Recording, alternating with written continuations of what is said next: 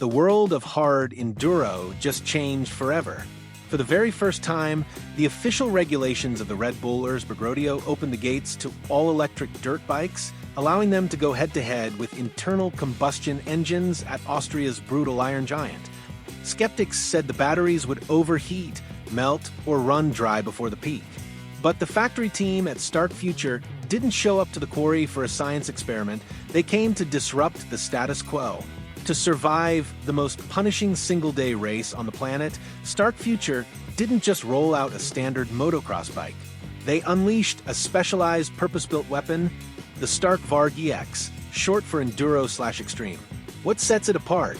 The EX variant, piloted by the factory riders, features a dedicated 18-inch rear, will set up instead of the standard 19-inch MX configuration, wrapped in ultra-soft Enduro rubber with thick foam mousses.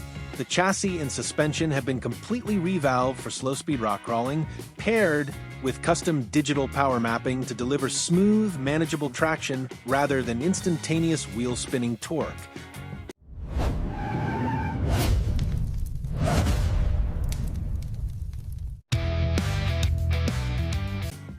The main race on Sunday is absolute hell. Out of 500 elite riders who qualify for the start line, only a microscopic fraction ever crossed the finish line within the brutal 4-hour limit. And the most insane story of the entire weekend belongs to Stark's flagship rider, Eddie Karlsson. Right at the very first turn after the wave start, disaster struck. Karlsson's rear brake assembly was completely obliterated in a multi-bike collision. Think about that for a second. Tackling the relentless steep descents and rock gardens of Erzberg for nearly 4 hours with zero rear brakes.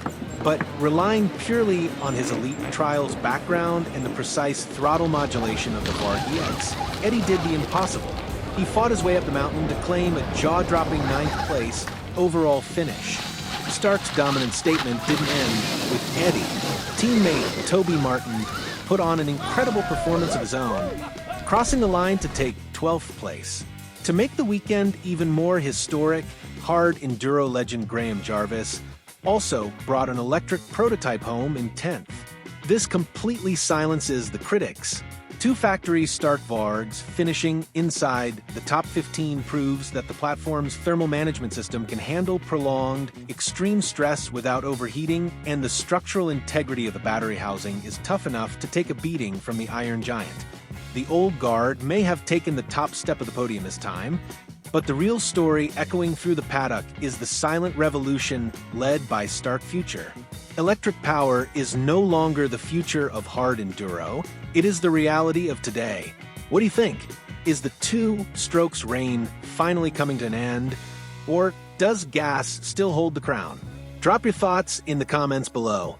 If you enjoyed this cinematic breakdown, hit that like button, share it with your riding crew, and make sure to subscribe to the channel for more premium two-wheeled content.